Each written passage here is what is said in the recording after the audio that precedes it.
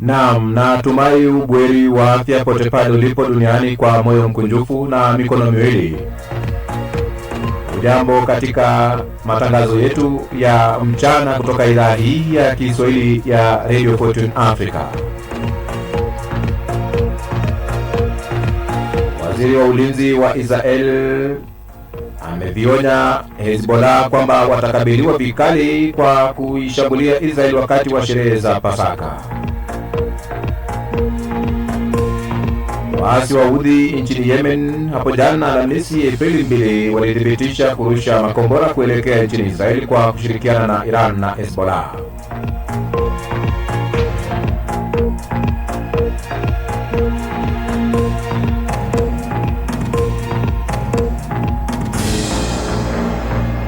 Naam.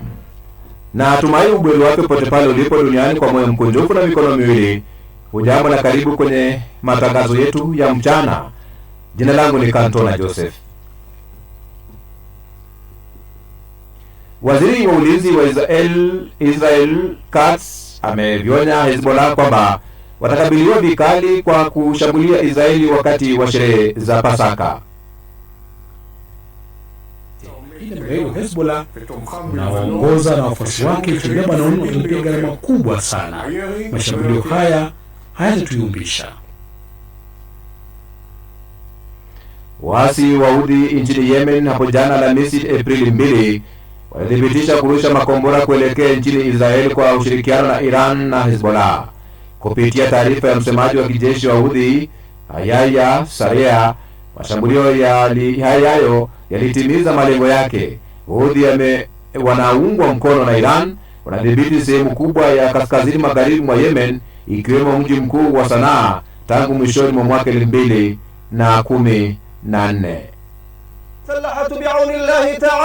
Wanajeshi wetu kwa usaidizi wa Mwenyezi Mungu walitekeleza operesheni za kijeshi kwa kutumia makombora dhidi ya maeneo ya adui nchini Israeli. Operesheni hii ilifanywa kwa pamoja na ndugu zetu wa Mujahideen nchini Iran na Hezbollah nchini Lebanon, na tumefanikisha malengo yetu kwa neema ya Mungu. وحققت أهدافها بنجاح بفضل الله. Wakati giza likiingia katika kisiwa cha Idlib, wafanyabiashara kama Sifa Bifuko wakati wakiwa sokoni wanalazimika kutumia tochi zao zinazotumia nguvu ya sola kupata mwangaza kuendelea na biashara zao. Ukosefu wa kutokuwepo kwa mwangaza wa kutosha kuna athiri pakubwa biashara yao, wengi wakidaiwa na wanunuzi. Kiingia katika kisiwa cha Idlib, wafanyabiashara kama Sifa Bifuko wakiwa sokoni walazimika kutumia tochi zao zinazotumia nguvu ya sola ama nguvu ya jua kupata mwangaza kuendelea na biashara zao. Mtoto wangu ndio mwali niletea kwa kutoka Goma. Kama jua haiwake haiwezi shashi. Kama jua na waka kinakuwa na mwangaza. Kumfula siwezi pata hata mwangaza. Sivile siwezi pata mwangaza.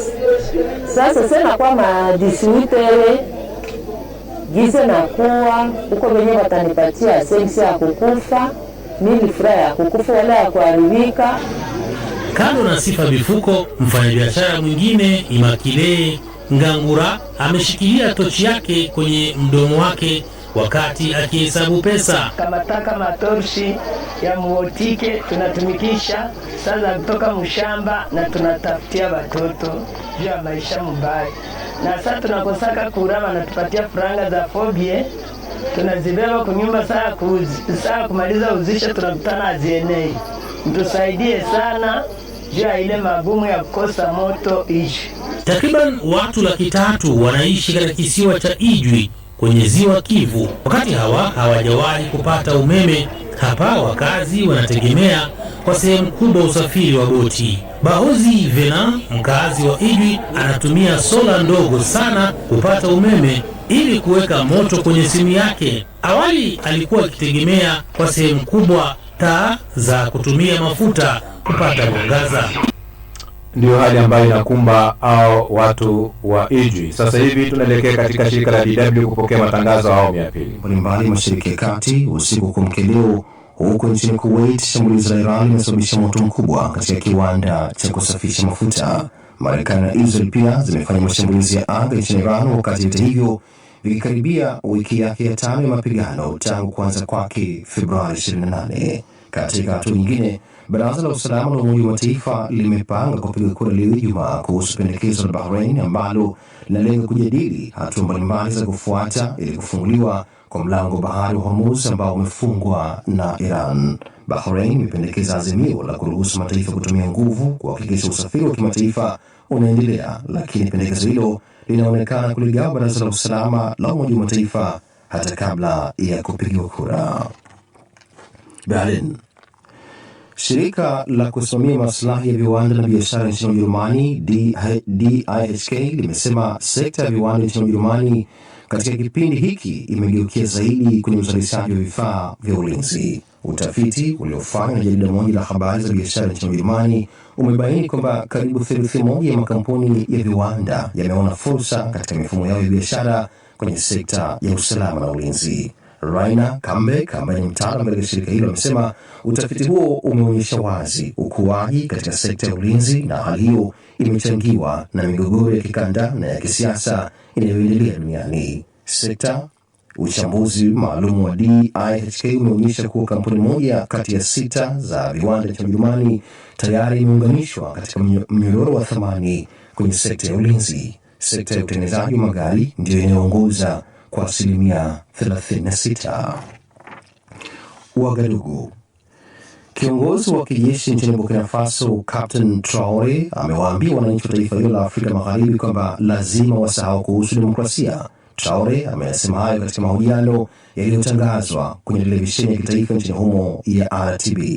Akitolea ufafanuzi kauli yake, Traore amesema kwamba watu wa Burkina Faso wanahitaji kusahau suala hilo kwa sababu msingi wa demokrasia yenyewe sio kwa ajili yao. Itakumbuka kwamba kiongozi huyo alichukua madaraka kwa njia ya mapinduzi ya kijeshi mnamo Septemba mwaka 2022 baada ya kuiangusha serikali nyingine ya kijeshi, na tangu wakati huo amezuia sauti za upinzani. Serikali ya kijeshi ilivunja tume ya uchaguzi ya nchi hiyo mwaka jana, na kisha mwezi Februari mwaka huu bunge lililoongozwa na wanajeshi pia lilipiga marufuku vyama vyote vya siasa ambavyo shughuli zake zilikuwa zimesimamishwa tangu mwaka 2022. Hata hivyo, Umoja wa Mataifa umeitaka Burkina Faso kubatilisha uamuzi wa kupiga marufuku vyama vya kisiasa na kukomesha ukandamizaji. Unaendelea kusikiliza taarifa ya habari za ulimwengu kutoka DW mjini Bonn. Kharkiv. Mamlaka katika mji wa Kharkiv mashariki mwa Ukraine imesema leo kuwa mji huo umeendelea kukabiliwa na mashambulizi ya anga ya mfululizo kutoka Urusi kwa zaidi ya siku moja sasa. Kupitia mtandao wa kijamii wa Telegram, gavana wa kijeshi wa mji huo Ole Sinihobov ameandika katika mtandao kwamba mashambulizi ya makombora na droni yaliyolenga mji huo yamejeruhi na kuharibu majengo ya makazi na ofisi. Mji huo ambao ni wa pili kwa ukubwa nchini Ukraine ulikuwa na idadi ya watu 1.4 kabla ya vita, uko umbali wa takriban kilomita 40 tu kutoka kwenye mpaka wake na Urusi. Kwa mujibu wa mamlaka nchini Ukraine kwamba leo ni siku ya Ijumaa Kuu, zinatimia siku 1500 tangu uvamizi wa Urusi Februari mwaka 2022. Kwa upande wa Urusi, Wizara ya Ulinzi huko Moscow imeripoti kwamba droni 192 za Ukraine zilidunguliwa usiku ya Alhamisi.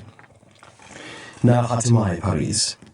Shirika la chakula na kilimo la Umoja wa Mataifa limesema leo kwamba bei za vyakula duniani zilipanda mwezi Machi hadi kiwango cha juu zaidi tangu Disemba, na kuashiria ongezeko la mara ya pili mfululizo la kila mwezi. Kielelezo cha bei za chakula cha FAO ambacho hupima mabadiliko katika masoko ya bidhaa za chakula zinazouzwa kimataifa kilikuwa na wastani wa alama 128.5 mwezi Machi, ongezeko la 2.4 kutoka kiwango chake kilichorekodiwa cha mwezi uliopita wa Februari. Katika ripoti tofauti, FAO iliongeza kwa asilimia chache utabiri wake wa uzalishaji wa nafaka duniani wa mwaka 2025 hadi tani bilioni 3.036 zitakazorekodiwa. Utabiri huo unamaanisha kwamba kutakuwa na ongezeko la 5.8% mwaka huu ikilinganishwa na mwaka uliopita. Mwisho wa habari za ulimwengu kutoka DW mjini Bonn.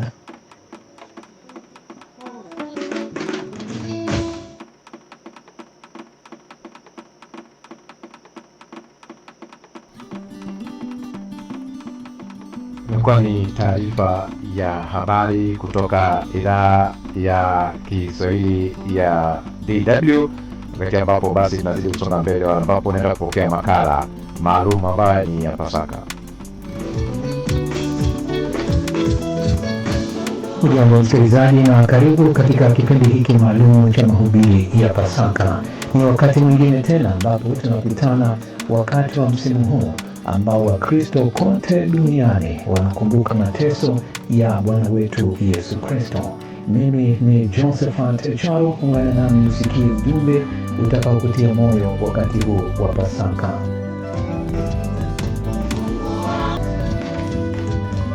Ni wimbo wake Angela Chibalonza Eloi ukituelekeza sasa kuyasikiliza mahubiri ya Ijumaa Kuu. Bwana Yesu asifiwe. Jina la Bwana libarikiwe sana. Ninakusalimia katika jina la Yesu aliye hai. Kwa majina yangu naitwa Pastor Baraka Atman Fumbo kutoka kanisa la Redeemed Assembly of God kutoka nchi ya Tanzania, mkoa wa Mbeya, wilaya ya Kyela, boda mpakani wa Tanzania na Malawi. Leo nataka tukazungumzie Ijumaa Kuu. Kabla tujaanza kuendelea na mahubiri yetu, nataka tuombe. Katika jina la Yesu Kristo, mwana wa Mungu aliye hai, Bwana aliyeumba mbingu na nchi, Baba, ninaenda kuzungumzia mateso yako, Bwana aliyogongomewa msalabani. Karibu Yesu katikati yetu, kila mmoja anayekwenda kusikiliza ukutane naye, useme naye. Kwa mamlaka ya jina la Yesu nimeomba haya na kuamini kwamba Yesu uko katikati yetu na ukatende maajabu kwa jina la Yesu. Amen. Bwana Yesu asifiwe sana. Tutaenda kuangalia Injili ya Mathayo 27 mstari wa 28 mpaka 31. Nitasoma Mathayo 27 mstari wa 28. Nitasoma kama ilivyoandikwa. Wakamvua nguo, wakamvika vazi jekundu, wakasokota taji ya miba, wakaiweka juu ya kichwa chake, na mwanzi katika mkono wake wa kuume. Wakapiga magoti mbele yake, wakamdhihaki wakisema, Salamu, mfalme wa Wayahudi. Kisha wakamtemea mate, wakautoa ule mwanzi, wakampiga kichwani. Walipokwisha kumdhihaki, wakalivua lile vazi, wakamvika mavazi yake, wakamchukua kumsulubisha. Amen. Haleluya. Jina la Bwana libarikiwe. Nataka nikwambie ndugu yangu msikilizaji unayenisikiliza leo, Yesu asingeteswa, Yesu asingegongomewa msalabani, hakuna mtu ambaye angeokoka. Hakuna mtu ambaye angeponywa magonjwa. Lakini kwa kufa Yesu msalabani, mateso ya Yesu Kristo msalabani siku ya Ijumaa Kuu kama leo hivi ninavyozungumza, mateso haya unaona leo kila mtu akiombewa anapona. Kwa sababu Yesu alichukua masikitiko, alichukua mateso, alichukua hivyo, akachukua mateso, akapigwa. Na ndio maana leo tunaishi, na ndio maana tunashinda. Lakini pia ukiangalia Luka ya 23 mstari wa 44 mpaka 47, tuangalie hapo. Luka 23:44 mpaka 47.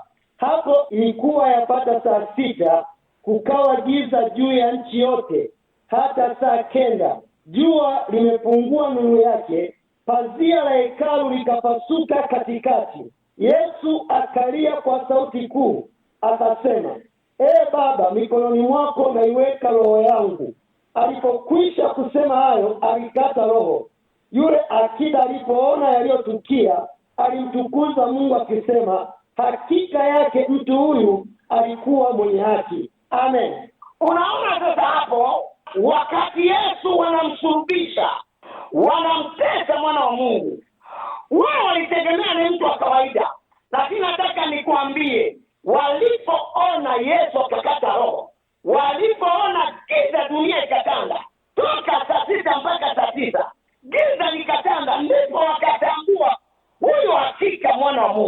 hekalu Yerusalemu walikuwa wanaingia makuhani, hakuna mtu anaingia. Lakini tunaona Yesu kukata roho, pazia hekalu likapasuka. Maana yake dunia nzima, mtu yoyote aliokoka ana haki ya kumwendea Mungu kupitia Ijumaa Kuu ya mateso ambayo Yesu akapata shida. Haleluya! Jina la Bwana libarikiwe.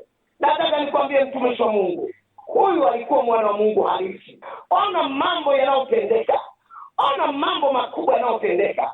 Lakini pia ukiangalia Yohana 19:34, Yohana 19:34, lakini askari mmojawapo alimchoma ubavu kwa mkuki, na mara ikatoka damu na maji.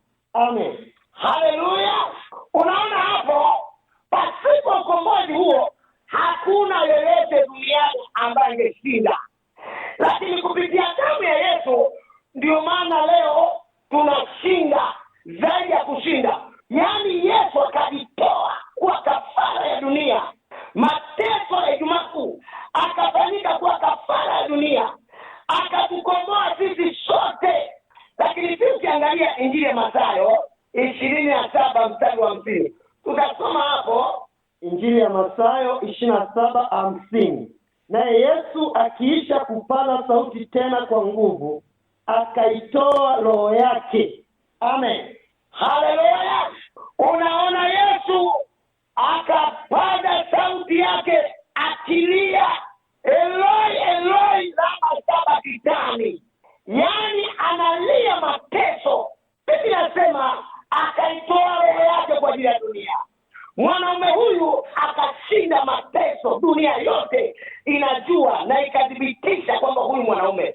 Lakini sio hilo tu, unaona mpaka Isaya anazungumza, nabii Isaya Agano la Kale anadhibitisha kwamba anakuja mwanaume atabeba mateso yetu. Tunayakutimisha katika Isaya hiyo hapo 53 mstari wa 4 mpaka wa 5. Isaya 53 mstari wa 4 mpaka wa 5. Hakika ameyachukua masikitiko yetu, amejitwika huzuni zetu, lakini tulimdhania ya kuwa amepigwa na Mungu na kuteswa, bali alijeruhiwa kwa makosa yetu, alichubuliwa kwa maovu yetu.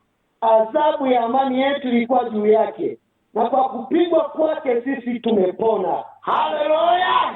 Unaona Isaya anazungumza, nabii Isaya, kwamba yeye wanadhani atapigwa kwa dhambi, anateswa kwa dhambi, lakini unaona yeye akachukua masikitiko yetu, akabeba aibu zetu, akabeba huzuni, akabeba mateso. Na ndio maana dunia yote imekombolewa, ulimwengu wote umekombolewa kwa sababu ya mateso ya Yesu Kristo mwana wa Mungu. Bila Yesu hakuna chochote. Bila kumwamini Kristo hamna chochote. Nikwambie mateso haya aliyoyapita Yesu mwana wa Mungu aliye hai. Unaona magonjwa, lana, mateso, aibu. Yeye ana mamlaka kwa sababu alistahimili mpaka dakika ya mwisho anaitoa roho yake. Mateso ya Yesu msalabani ni ukombozi wa ulimwengu. Wakati tunaendea hii Ijumaa Kuu yetu hii, Mungu akutoe kwenye mateso, Mungu akutoe kwenye aibu, Mungu akutoe kwenye fedheha. Unaumwa, una mateso, una aibu, walikutupa kwenye dampo, walikuachilia wewe kwamba hautamiliki mali, lakini Yesu alivumilia akakukomboa wewe. Mateso haya yakakufanikisha, yakakutoa shimoni, yakakutoa kwenye aibu, yakakutoa ulikofungwa kwenye jela za kishamu. Mungu wa mbinguni akubariki sana. Tuombe. Baba, katika jina la Yesu, wewe ni Mungu, wewe ni Jana, wewe ni Alfa. Ninakapenda ujumbe huu, watu wote duniani wakisikia ujumbe huu, ukawaponye, ukawanyenyue, ukainuke. Kwa kuwa Yesu ulibeba mateso, ulibeba aibu, ulibeba fedheha. Kwa jina la Yesu na bariki watu wote watakwenda kusikia ujumbe huu, kwa jina la Yesu, na kuacha chini ya mkono wa Mungu. Amen. Naam, msikilizaji, na hadi hapo basi ndipo tunafikia mwisho wa kipindi hiki maalumu cha mahubiri ya Ijumaa Kuu. Kwa niaba ya mtumishi wa Mungu Mchungaji Baraka Athumani Fumbo wa kanisa la Redeemed Assemblies of God Tanzania mkoa wa Mbeya, umekuwa nami Josephat Charo na kutakia Pasaka njema.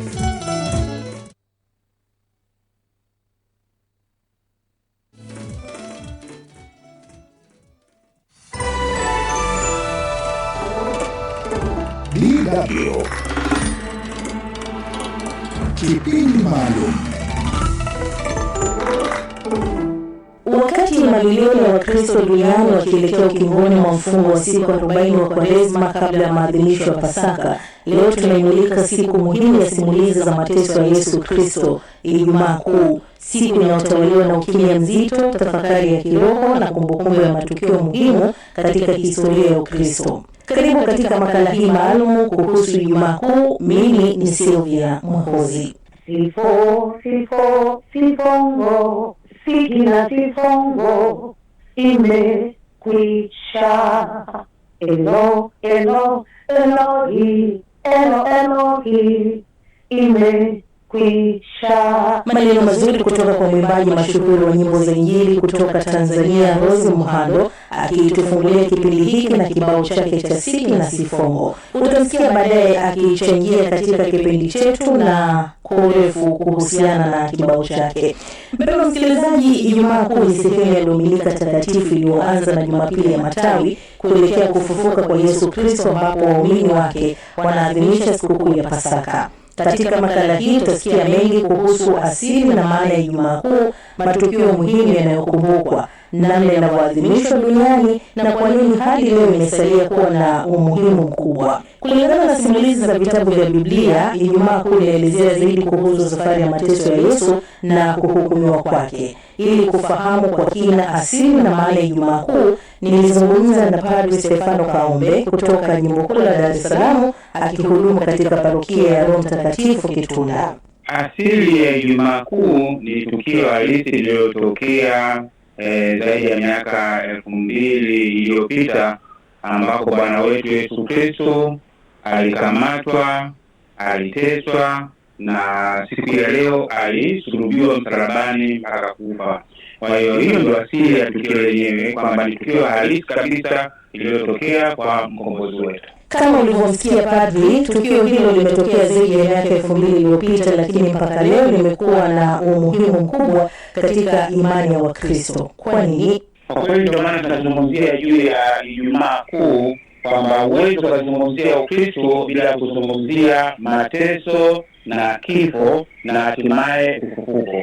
Kwa hiyo Ukristo mzima unasimama katika imani hiyo, kwamba huyu mkombozi wetu aliyekuwa binadamu halisi na Mungu kweli aliteseka akafa. Ukitoa neno hilo au ukitoa tukio hilo la kufa kwa Kristo, hakuna Ukristo. Imani yote inapotea kwenye anga. Kwa hiyo Ukristo mzima unabebwa na siku ya leo, kwa sababu ndio siku ambayo Kristo ameonyesha ile sadaka yake kuu kutokana na upendo maridhawa aliyokuwa nao kwa binadamu. Kwa hiyo kuonyesha upendo, akujibakiza hata tone moja la damu. Aliyatumia maisha yake yote kwa ajili yetu sisi, akateseka, akamwaga mpaka ndio maana pale msalabani Injili ya Yohana anasema yametimia, kwamba yote tunapaswa kuyafanya kwa ajili ya ukombozi wa nyinyi binadamu nimeyafanya kwa sadaka inayotoa hapa msalabani.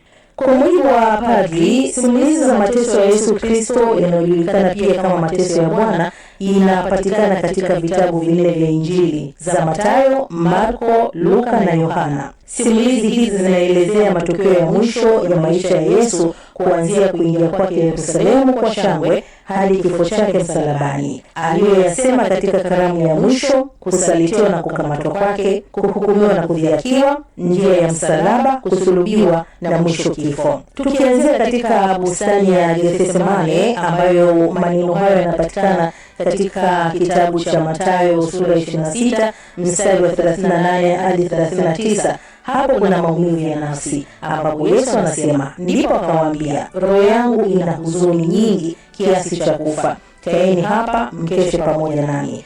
Akaendelea mbele kidogo, akaanguka kifudifudi, akaomba akisema, Baba yangu, ikiwa inawezekana kikombe hiki kiniepuke, walakini si kama nitakavyo mimi, bali kama utakavyo wewe.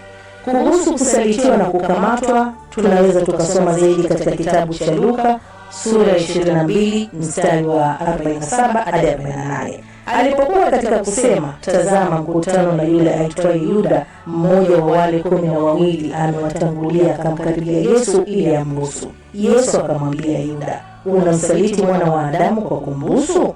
Kuhusu kupigwa mijeledi na kudhihakiwa, simulizi hiyo zaidi inapatikana katika kitabu cha Yohana sura ya 19 mstari wa 1 hadi wa 3. Nikiendelea kusoma inasema, basi ndipo Pilato alipomtoa Yesu akampiga mijeledi, nao askari wakasokota taji ya miiba wakaiweka kichwani pake, wakamvika vazi la zambarau, wakawa wakimjia na kusema, salamu, mfalme wa Wayahudi, wakampiga makofi.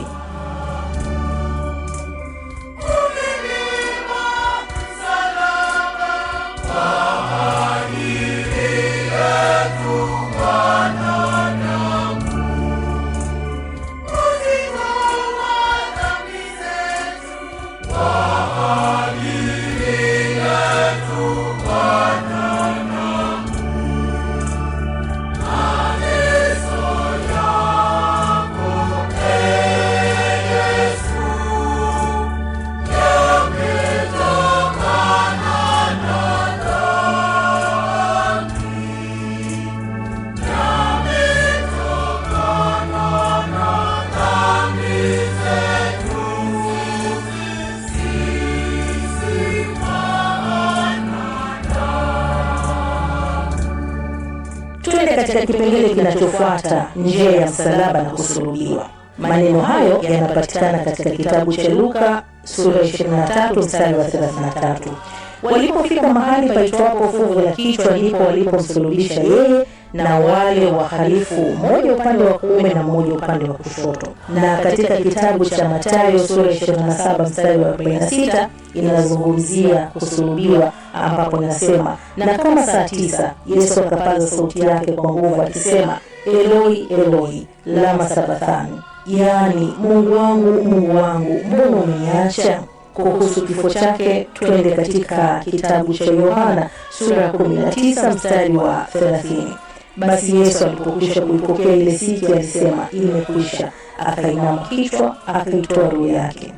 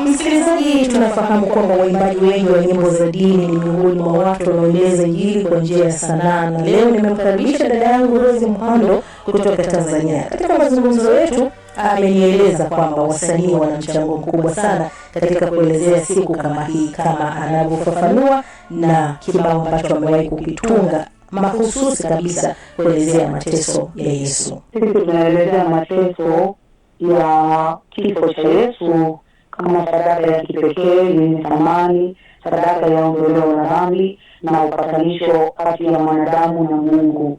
Ndiyo. Yeah. Wewe binafsi katika nyimbo zako umewahi kutunga nyimbo ambazo zinaelezea swala hilo? Ndiyo, kuna wimbo unaitwa Siki na Sifongo. Tuliweza wimbo wa siku ya mateso unaitwa Siki na Sifongo. Wimbo unaelezea mateso ya Bwana Yesu. Ndio wimbo ambao hata ukisikiliza yangu utapata Ijumaa Kuu halisi. Ulieleza nini katika wimbo huo wa wasikilizaji? Nimeeleza kama vile Yesu alipokuwa analia pale msalabani. Akasema imekwisha, akasema Baba uwasamehe kwa maana hawajui walitendalo. Anasema nimeunyima nini ulimwengu, ufalme wangu si wa ulimwengu. Basi ninasema mpelekeni mama yangu nyumbani. Kuna mahali Bwana Yesu alimwambia Yohana tazama mama yako na mama tazama mwanao. Kwa hiyo nimeeleza pale vitu vingi sana. Nasema nimeunyima nini ulimwengu, ufalme wangu mimi si wa ulimwengu. Yesu alikuwa analia, anamuunika kwa maumivu makubwa. Ndivyo wimbo huo katika Roho Mtakatifu kama vile Yesu mwenyewe alivyokuwa anaongea pale msalabani. Msikilizaji, kabla ya kumpatia dada Rose Muhando fursa ya kutupa kionjo cha wimbo wake wa Siki na Sifongo, nilimuuliza kipindi cha mfungo wa Kwaresma kinamaanisha nini kwake. Ni muda wa kipekee sana. Ni kweli siku zote za mwaka huwa tunafunga, sisi wa Kristo hatuna garanti kwamba lini mfunga lini sifunga. Lakini katika Pasaka, katika Kwaresma huwa ni lazima tunapokumbuka zile siku 40 Yesu jangwani kabla hajaenda msalabani alifunga kwanza. Alijaribiwa pia. Aliposhinda ile majaribu ya mwisho likawa ni lile la kukamatwa katika bustani ya Getsemani, akaenda kuangikwa pale msalabani, kuzungushwa kwa ile mabaraza yote usiku mzima, kama lile la Sanhedrin na lile kwa Pilato. Usiku mzima akishitakiwa, akipigwa, akidhihakiwa mpaka akaangikwa msalabani. Na katika ule msalaba Yesu alimaliza kwa kusema kwamba Baba, mikononi mwako naiweka roho yangu, kisha akasema imekwisha. Kwa hiyo mimi tumejifunza kwamba hizi siku 40 ni siku maalum za kuzungumza kila siku, kumwambia Mungu jambo moja, neno moja la maisha yako. Toba, unyenyekevu na kwenda mbele za Mungu kwa hofu kuu. Ndicho mimi ambacho nimejifunza, sijui kwa wengine, lakini kwangu ni siku 40 za kwenda mbele za Mungu kwa hofu kuu, ni siku za kwenda mbele za Mungu kwa unyenyekevu, ni siku za kwenda mbele za Mungu kwa toba ile ya ndani. Na shukuru sana. Sasa ningependa kupata kionjo cha wimbo wako. Tafadhali kama unaweza ukatukumbusha kidogo, ukatupa kionjo hapo. Sifongo, Siki na Sifongo imekwisha. Elohi imekwisha. Siki na Sifongo, na Sifongo imekwisha.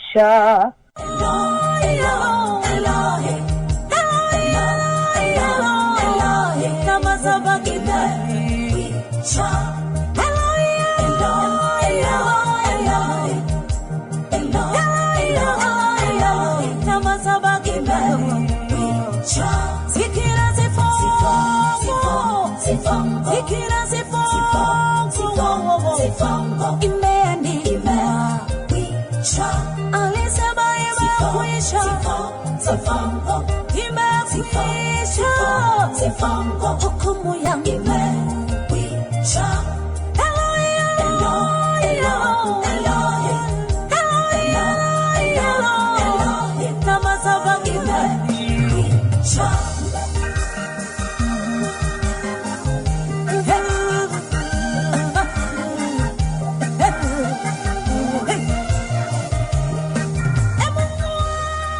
Msikilizaji, kama unajiunga nami, karibu. Ni kipindi maalum kuhusu Ijumaa Kuu ya leo, ikiwa ni sehemu ya Dominika Takatifu kuelekea Pasaka.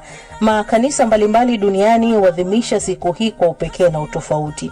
Nchi nyingi zinazoongozwa na tamaduni za Kikristo hufanya maandamano ama maonyesho ya kubeba msalaba na kusoma simulizi za safari ya mateso. Askofu na mchungaji Samuel Luiza kutoka kanisa la The Joy of Christ Assembly nchini Tanzania anaelezea namna utakavyoadhimisha siku hii kulingana na tamaduni za makanisa ya Kipentekoste. Hapa kanisani kwetu mwaka huu siku ya Ijumaa Kuu tumejipanga kuadhimisha sawa na taratibu zetu kama Wapentekoste, kuadhimisha kwa ushindi, kwa furaha na nyimbo za kuonesha ule ushindi mkubwa aliopata Bwana Yesu ambao ni ushindi wetu vile vile. lakini kwa maombi mazito, maombi ya kuonyesha kifo chake Yesu sio huzuni, lakini ni dalili ya ushindi katika maisha yetu kama wanadamu. Kwa Wakatoliki, Ijumaa Kuu angalau itakwenda ifuatavyo. Kanisa Katoliki linapoanza tukio la leo linaanza kwa ukimya. Padi na wahudumu wengine wanaingia kanisani kimya kimya, hakuna nyimbo, hakuna nini. Na kwa kweli ni ishara ya toba, ni ishara ya huzuni, ni ishara kama ya kuona aibu kwamba sisi binadamu tuliopendwa upeo, imewezekanaje tukamsaliti huyu ambaye amekuja kutuonyesha upendo wa Mwenyezi Mungu. Ndio maana padi anaingia, baadaye anajilaza kifudifudi kwa masikitiko, kwa toba, yani sijui afanye nini. Na baada ya hapo inakuja kipindi cha masomo, na masomo hayo kilele chake ni masimulizi ya mateso. Kwa hiyo yanaimbwa yale mateso toka mwanzo, imekuwaje mpaka Yesu anauawa pale msalabani. Na ni simulizi kwa kweli ambalo ni la huzuni kubwa. Na kanisa kwa mara ya kwanza na ya mwisho siku hii inawaruhusu wote waamini washiriki katika kusoma au kuimba Injili. Kwa kawaida Injili inasomwa, inaimbwa na shemasi au na pade, lakini siku ya Ijumaa Kubwa wote. Na kwa nini? Kwa sababu kuna nafasi ya majibizano katika hao wawili, Barnaba na Yesu. Tumsulubishe nani? Watu wanasema msulubishe Yesu, mwachie. Kwa hiyo ni nafasi ya waamini kuingia na kujiona kwamba kumbe nao wanahusika, wapo katika tukio zima. Msikilizaji, tumesikia jinsi siku hiyo inavyoadhimishwa Afrika Mashariki, na pengine huenda kuna ufanano fulani katika nchi nyingi za Afrika kulingana na makanisa. Hapa barani Ulaya ikiwemo Ujerumani, Ijumaa Kuu ni sikukuu ambapo watu hawaendi makazini. Ingawa idadi ya waumini makanisani sio kubwa, lakini wengi wanaitazama kama siku ya mapumziko, huku nyumba za ibada zikiwa ni mahali pa utulivu, baadhi ya maeneo yakizimo muziki au burudani za hadhara ili kuheshimu siku hiyo. Nchi nyingine kama Uhispania, Ufilipino na huko Amerika ya Kusini, watu huadhimisha Ijumaa Kuu kwa maandamano makubwa ya kitamaduni, maandishi ya kihistoria na michezo ya wazi inayoigiza mateso ya Kristo. Sasa tusikilize kidogo ujumbe wa Pasaka. Mimi binafsi ninawatakia Wakristo wote ulimwenguni kote kwa msisitizo mkubwa kuishi katika nguvu ya ufufuo wa Roho Mtakatifu na maombi yenye nguvu, na kuendelea kujifunza maneno ya Mungu, lakini vile vile kusherehekea katika sikukuu ya Pasaka kwa furaha na amani, na zaidi kudhihirisha kile ambacho Yesu kwa kufa kwake na kufuka kwake alichokifanya katika maisha yao. Katika Kristo mfufuka tunapata matumaini kwamba tunaweza kujifunza upendo wa kimungu, tunaweza kuwa thabiti tukaacha ugeugeu, lakini hasa tunaweza tukaachana na maisha ya dhambi, maisha ya giza yanayotutia katika chuki, visasi, vita, migogoro na mauaji. Kwa hiyo tukishikamana na Kristo mfufuka, ulimwengu wetu utakuwa na amani, ulimwengu wetu utakuwa na nuru, utakuwa na haki. Mimi kama mimi Rose binafsi na watakia watu wote wa Radio Deutsche Welle, wafanyakazi wote, Mungu awalinde, awatunze, awahifadhi wa hizi siku 40 na siku ile ya Ijumaa Kuu. Bila msamaha ulitolewa pale msalabani, basi uwe msamaha kwa kila mtu. Naam, msikilizaji, natumai kwamba utakwenda kanisani kutafakari mateso ya Yesu Kristo tunapoelekea ukingoni mwa mfungo wa Kwaresma. Kipindi hiki maalum kuhusu Ijumaa Kuu kinakomea hapa. Ni kushukuru sana kwa kuwa nami na nikutakie maandalizi mema ya sikukuu ya Pasaka. Hadi mara nyingine tena panapo majaliwa. Naitwa Sylvia Mwehozi na kutakia siku njema, na nikwambie kwamba Yesu Kristo afufuke mioyoni mwetu. Kwaheri. Leo imekwisha mikononi mwako, naiweka roho yangu sasa Yamekuwa ni makala hapo spesheli kwa sababu ya siku kuu ambayo inaanza hivi leo, siku ya Ijumaa Kuu, kuelekea kusulubishwa kwa Kristo, mateso yake, kusulubishwa kwake na kufufuka. Ndio maana ni hali nzima ya Ijumaa Kuu ambayo inaanza hivi leo. Hii ni idhaa ya Kiswahili ya Radio Fortune Africa. Tunashirikiana na shirika la DW kwenye matangazo haya ya mchana.